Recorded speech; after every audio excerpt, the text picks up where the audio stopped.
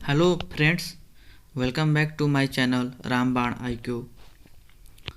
Friends, जैसा कि आप लोग जानते हैं, Uttar Pradesh public service commission में पॉलिटेक्निक लेक्चरर का जो एग्ज़ाम हुआ था इलेक्ट्रिकल इंजीनियरिंग का सेकेंड शिफ्ट का मैं एनालिसिस लेके आया हूँ। सेकेंड शिफ्ट में टोटल 100 क्वेश्चन टेक्निकल से थे और 25 क्वेश्चन नॉन टेक्निकल था। तो हम 26 नंबर क्वेश्चन से स्टार्ट करेंगे क्योंकि अभी हम टेक्निकल डिस्कशन करने जा रहे हैं। तो चलिए दोस्तों, स्टार्ट करते हैं। स्टार्ट करने से पहले आप लोग हमारे चैनल को सब्सक्राइब कर लीजिए। पहला क्वेश्चन था 26, 1 से लेकर 25 तक नॉन टेक था और 26 से टेक्निकल था। तो हम टेक्निकल से ही स्टार्ट करते हैं। In a class B amplifier, it is found that DC power is 25 watt. Find the AC power. तो क्लास B एम्पलीफायर में जो कोई भी एम्पलीफायर क्या होता है, एक तरीके के इन्वर्टर की तरह काम करता है। मीन्स कि DC टू AC कन्वर्टर होता है। तो जो AC होगा, AC इसका हो जाएगा, जो AC के वैल्यू होगा वो हो जाएगा DC पावर दिया हुआ है 25। कितना दे रखा है? 25। तो AC पावर जो होगा DC upon figure of merit. और क्लास B एम्पलीफायर का फिगर ऑफ मेरिट 0.4 होता है। तो जब इसको सॉल्व करेंगे 250 अपॉन 4, तो राइट आंसर हो जाएगा 62.5। नेक्स्ट क्वेश्चन देख लेते हैं क्या था। 27 नंबर क्वेश्चन में पूछा था, which of these are applications of high carbon steel. High carbon steel जो गियर वाल्व्स होते हैं, गियर वाल्व्स जनरली देखा जाए तो ब्रास का बना होता है। ये ब्रास का बना होता है, ब्रास। और स्टील वायर्स स्टील के बने हैं। क्लचेज जो होते हैं देखा जाए तो रेजिन या कंपाउंड रबड़ के क्लच बने होते हैं। तो इसका राइट आंसर हो जाएगा ऑप्शन नंबर डी। जो भी हमारी मशीन टूल्स है, लीफ एंड कॉइल स्प्रिंग्स है, ये हाई कार्बन स्टील की बनी होती हैं। नेक्स्ट देख लेते हैं क्या क्वेश्चन पूछा था। दोस्तों, यहाँ पे एक जेट ट्रांसफार्म का न्यूमेरिकल पूछा था, जो कि वो भी एक्सपोनेंशियल फंक्शन का पूछा था, e के पावर 80 का। तो यहाँ पर दे रखा है कि यदि मैं एक्सपोनेंशियल फंक्शन का मैं यदि ड्रा करता हूँ ग्राफ, तो 0 से लेस के लिए इधर वैल्यू 0 है, इधर सब वैल्यू 0 है, और ये t है और ये हमारा 0 है कोऑर्डिनेट। तो 0 से पॉजिटिव साइड जा रहे हैं, तो ये जो वैल्यू है e के पावर 80 है। तो इसका जब हम जेड ट्रांसफार्म निकालेंगे तो एक्सपोनेंशियल फंक्शन का हो जाएगा Z transform Z upon Z minus e to the power 80। तो इसका राइट आंसर हो जाएगा, यहाँ पर माइनस लगाया है e के पावर माइनस 80, तो हमें लग रहा है ऑप्शन में गलत दे रखा है। यदि सही होगा तो आप लोग इसे एक बार चेक कर लीजिएगा। ऑप्शन नंबर डी यहाँ पर राइट आंसर हो जाएगा। और गाइज, यदि यहाँ पर यूनिट स्टेप पूछ लेता तो क्या होता है? यूनिट स्टेप पूछ लेता तो जेड अपान जेड माइनस 1 हो जाता।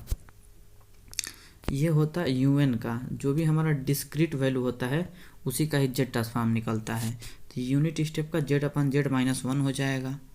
और यदि इसी UN में -n और -1 लगा देता तो ये minus Z upon Z minus 1 हो जाता। और यदि यहाँ पर माइनस लगा दिया तो ये वाला माइनस जो होगा प्लस हो जाएगा। तो जो ये वैल्यू है, इसका जितना भी हमारा लाप्लास ट्रांसफार्म जेड ट्रांसफार्म आएगा वो यूनिट स्टेप का ही आएगा। मतलब जो UN का लाप्लास जेड ट्रांसफार्म होगा वो -u माइनस n माइनस 1 का होगा। बात बराबर है। और यदि रैंप फंक्शन का पूछ लिया तो रैंप फंक्शन का यदि पूछ लिया लाप्लास ट्रांसफार्म तो हो जाएगा dz अपान z-1 का होल स्क्वायर। और जो डेल्टी का लाप्लास ट्रांसफॉर्म होता है वो 1 होता है। ये सब ध्यान में रखना है।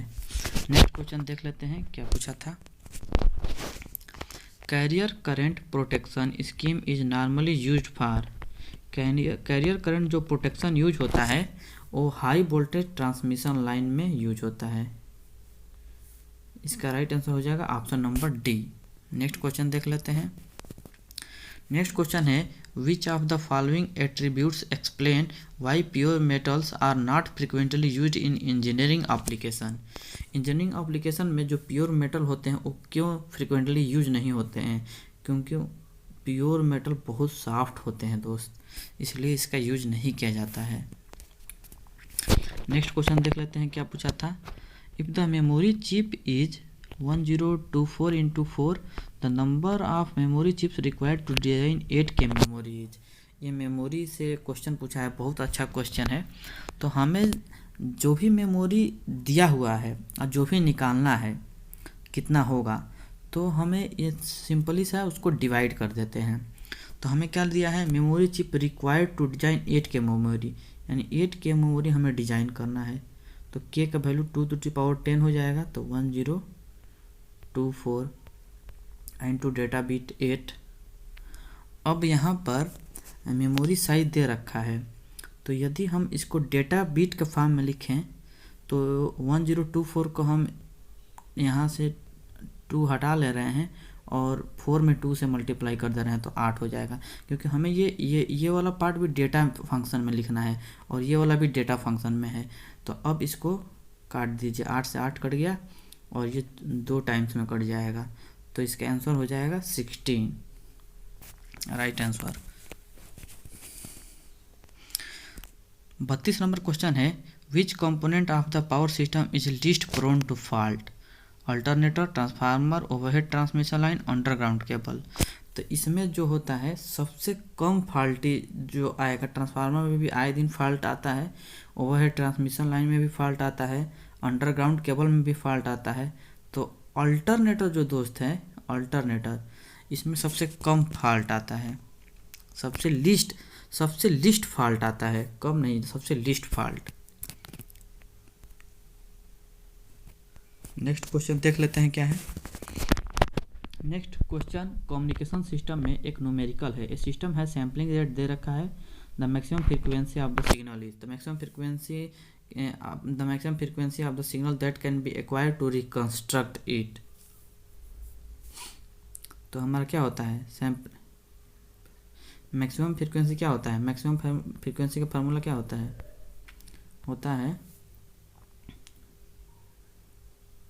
Maximum frequency is equal to NFS, sampling frequency is equal to NF maximum frequency.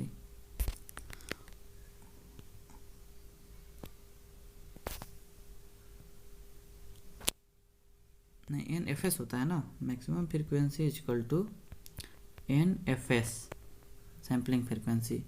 और यहाँ पर देख 2×5000 दे रखा है, तो इसका आंसर हो जाएगा 100 किलोहर्ट्ज़ 33 का।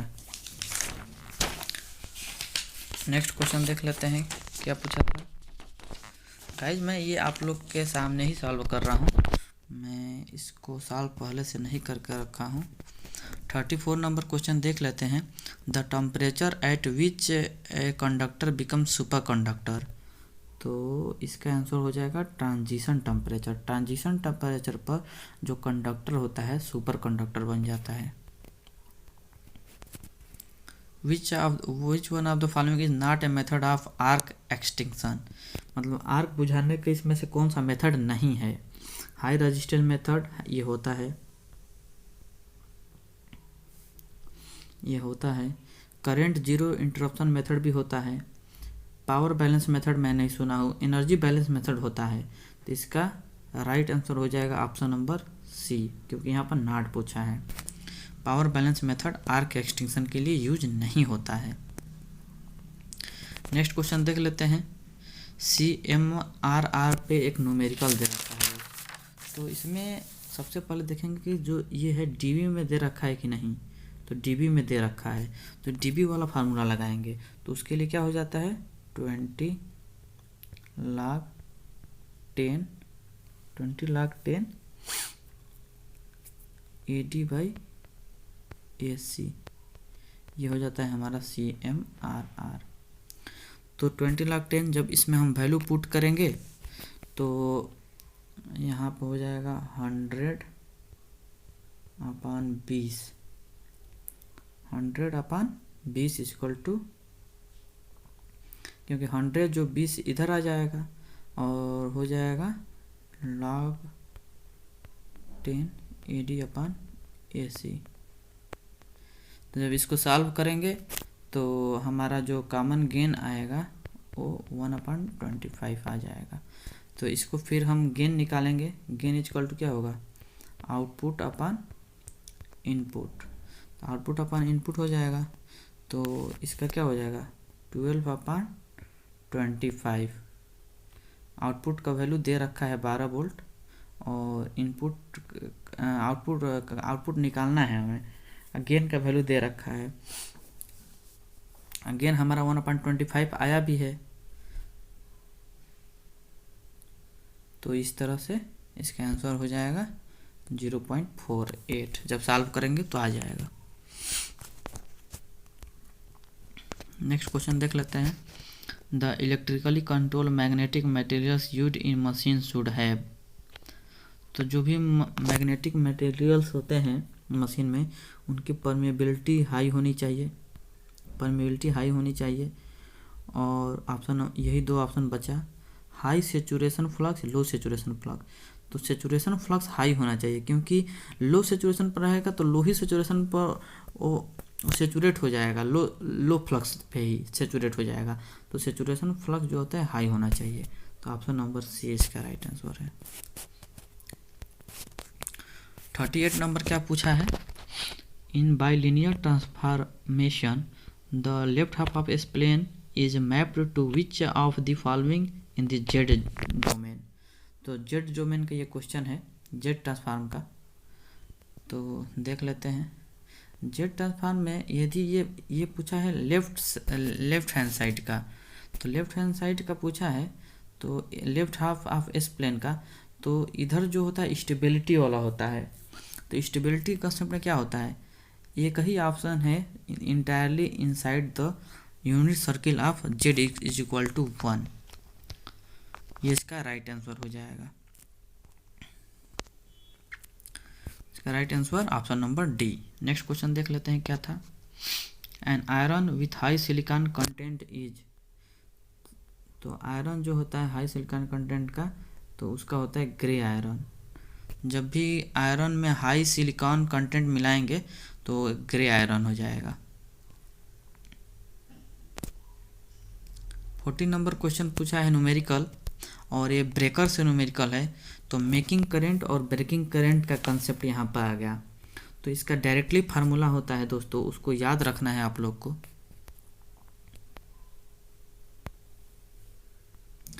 फार्मूला डायरेक्टली होता है, उसको याद रखना है। फार्मूला मैं बता दे रहा हूँ। ब्रेकिंग करंट का जो फार्मूला होता है IB इज इक्वल टू, जो भी हमारा सोर्स सिमेट्रिकल ब्रेकिंग करंट का जो फार्मूला होता है वो S/√3 लाइन वोल्टेज, और S जो होता है वो हमारा ब्रेकर का क्या है रेटिंग होता है, जो मिली वोल्ट एम्पियर में होता है। तो ये जो 2000 मिली वोल्ट एम्पियर है ये ब्रेकर का रेटिंग है, S है, S की वैल्यू है। तो S के वैल्यू हम 2000 पुट करेंगे, 2000 इंटू 10⁶ अपान √3 VL लाइन वोल्टेज 33 kV दे रखा है, 10⁻3। इसको जब सॉल्व करेंगे तो हमारा ब्रेकिंग करंट आएगा 35 किलो एम्पियर आएगा। और मेकिंग करंट और ब्रेकिंग करंट में एक रिलेशन होता है। मेकिंग करंट जो होता है, मेकिंग करंट वो होता है 2.55 times of breaking current.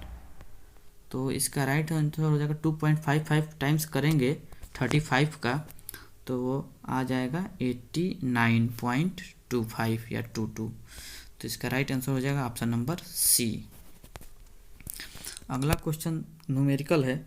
The value of output voltage of integrator RC low pass filter दे रखा है, और क्या पूछ रहा है, when input voltage step voltage इतना the value of output voltage. Good. तो इंटीग्रेटर का आउटपुट वोल्टेज पूछ रहा है, बहुत इजी क्वेश्चन है। तो इंटीग्रेटर का आउटपुट वोल्टेज क्या होता है, ये प्रोपोर्शनल होता है किसके, इंटीग्रेशन ऑफ इनपुट वोल्टेज के प्रोपोर्शनल होता है। अब यहाँ से जब प्रोपोर्शनल साइन हटाएंगे तो टाइम कांस्टेंट आ जाएगा -1/RC 0 to t, और ये इनपुट वोल्टेज की वैल्यू 6 दे रखा है और RC का वैल्यू 3 सेकंड दे रखा है। तो जब इसको सॉल्व करेंगे तो -1/3 यहाँ पर आ जाएगा 0 से 2 6 dt, और जब इसको सॉल्व करेंगे तो आ जाएगा -6/3 ब्रैकेट में t 0 to 2। तो जब इसको सॉल्व करेंगे तो -2 × 2, तो आ जाएगा इसका आंसर -4 वोल्ट। तो इसको आसानी से निकाल लीजिए आप लोग। नेक्स्ट क्वेश्चन देखते हैं क्या पूछा है। In the state of saturation MOSFET acts as a. तो सेचुरेशन में पूछा है, मॉसफेट हमेशा सेचुरेशन में कैसा काम करता है, एम्पलीफायर की तरह।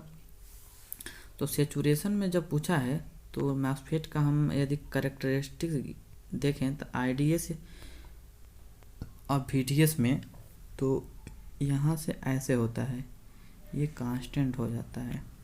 तो देखा जाए तो ये पिंच ऑफ वोल्टेज के बाद यदि ड्रेन टू सोर्स वोल्टेज बढ़ता है तो करंट सोर्स जो होता है ये वाला रीजन सेचुरेशन रीजन है, ये वाला।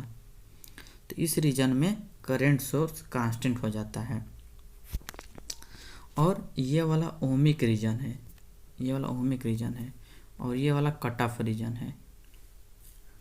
तो इसका आंसर हो जाएगा करंट सोर्स की तरह काम करेगा। ऑप्शन में करंट सोर्स नहीं दे रखा है, तो क्या होगा, एम्पलीफायर की तरह तो काम करता है, लेकिन सेचुरेशन में saturation MOSFET acts as a. तो इसका राइट आंसर हो जाएगा क्लोज स्विच। क्लोज स्विच एक करंट सोर्स की तरह ही बिहेव करेगा।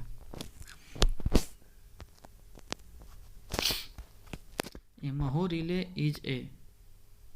महो रिले क्या होता है, mho relay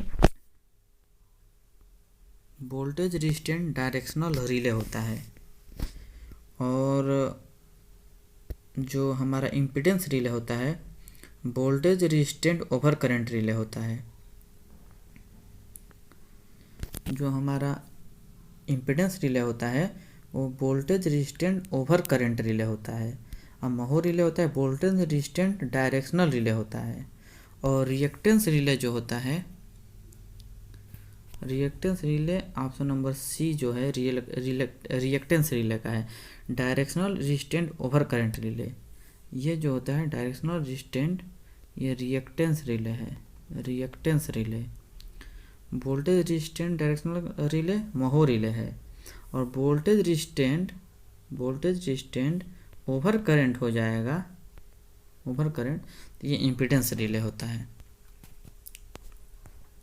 the bonding in ceramic use. Ceramic में किस टाइप का बॉन्डिंग यूज होता है, सिरेमिक जनरली पूरी तरीके से इंसुलेटर भी नहीं होता है, तो ये क्या होता है, partially ionic and partially covalent, इसमें बॉन्डिंग जो होता है। नेक्स्ट क्वेश्चन है, which of the following is main relay for protection up to 80% of the transmission length in the forward direction. Long transmission line और फेज फॉल्ट के लिए mho relay use होता है, तो इसका आंसर ऑप्शन नंबर बी।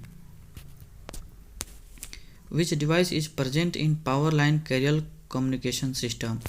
तो यहाँ पर बेस्ट आंसर होगा मल्टीप्लेक्सर तो यूज नहीं करेंगे, स्काडा का पावर लाइन कैरियर कम्युनिकेशन में कोई रोल दिख नहीं रहा है, तो ट्यूनिंग यूनिट हमें आंसर लग रहा है इसका right answer. The type of commutation use in single phase parallel inverter, तो इसमें क्लास बी टाइप का यूज करते हैं, क्लास बी। तो क्लास बी टाइप का जो था सिंगल फेज इन्वर्टर में क्लास बी टाइप का यूज होता है। और यदि देखा जाए तो ऑक्सिलरी कम्यूटेशन डी टाइप का होता है और कॉम्प्लीमेंट्री कम्यूटेशन सी टाइप का होता है और सेल्फ कम्यूटेशन ए टाइप का होता है। तो इसका राइट आंसर आप लोग देख लीजिएगा। Surge absorber are used for protection against, surge absorber किस लिए यूज होता है? ये होता है लो वोल्टेज और हाई फ्रीक्वेंसी ऑसिलेशन के लिए अगेंस्ट यूज होता है। नेक्स्ट क्वेश्चन देख लेते हैं। ए 3 phase 50 hertz full wave converter the ripple frequency in output voltage is, 3 phase full converter है तो क्या हो जाएगा? 3 फेज है और क्या है? फुल वेव है, तो 3 फेज है तो फुल वेव है तो NFS हो जाएगा, तो हो जाएगा ये दोगुना होता है। फुल वेव रेक्टिफायर में क्या होता है? फ्रीक्वेंसी डबल हो जाती है, तो यहाँ पर हो जाएगा 6 × 50, तो 300 आंसर हो जाएगा इसका। नेक्स्ट क्वेश्चन देख लेते हैं। नेक्स्ट क्वेश्चन न्यूमेरिकल है। ऑपरेशनल एम्पलीफायर से ओपन लूप गेन दे रखा है, क्लोज लूप गेन निकालना है। इट मीन्स हमें आउटपुट और सोर्स वोल्टेज के बीच हमें रिलेशन निकालना है। तो हम आइए इसमें नोडल एनालिसिस लगाते हैं। इधर जो करंट फ्लो होगा वो करंट इधर जाएगा, क्योंकि यहाँ पर इनपुट इम्पीडेंस हाई होता है। तो अब देख लेते हैं source voltage minus virtual ground का कंसेप्ट यहाँ से यहाँ पर 0 वोल्ट हो जाएगा, तो 0/1 kilo ohm is equal to ये वाला 0 minus output voltage upon 10 kilo ohm. जब नोडल एनालिसिस लगाएंगे तो यहाँ से हम देखेंगे आउटपुट अपॉन सोर्स वोल्टेज की वैल्यू -10 आ जाएगा, तो ऑप्शन नंबर सी इसका आंसर हो जाएगा। नेक्स्ट क्वेश्चन देख लेते हैं। The forbidden energy gap in silicon is, forbidden energy gap silicon में क्या होता है? 1.21 कुछ करके होता है, लेकिन 300 डिग्री केल्विन पर पूछा है। तो जब भी 300 डिग्री केल्विन पर हम देखेंगे उसमें क्या होगा? एनर्जी गैप घटेगा, तो 1.1 इलेक्ट्रॉन वोल्ट इसका आंसर हो जाएगा। अगला क्वेश्चन है ideally the voltage drop across a conducting diode must be, तो कोई भी डायोड है और फॉरवर्ड बायस में है और कंडक्ट कर रहा है तो शॉर्ट सर्किट की तरह बिहेव करेगा, तो शॉर्ट सर्किट के अक्रॉस वोल्टेज क्या होता है? 0 होता है, तो आंसर हो जाएगा ऑप्शन नंबर बी। तो ये रहा दोस्तों फर्स्ट पार्ट, जो आप लोग को 25 फर्स्ट पार्ट में मैं 25 या 26-27 क्वेश्चन डिस्कशन कर चुका हूँ। बाकी ऐसे ही करके मैं 4 वीडियो लाऊंगा जिसमें 100 क्वेश्चन का डिस्कशन कर दूंगा विथ डिटेल, एक भी न्यूमेरिकल को छोड़ूंगा नहीं, अच्छे से सब बता दूंगा। तो आप लोग मेरे चैनल को थोड़ा सब्सक्राइब और लाइक कर दीजिएगा। Thank you.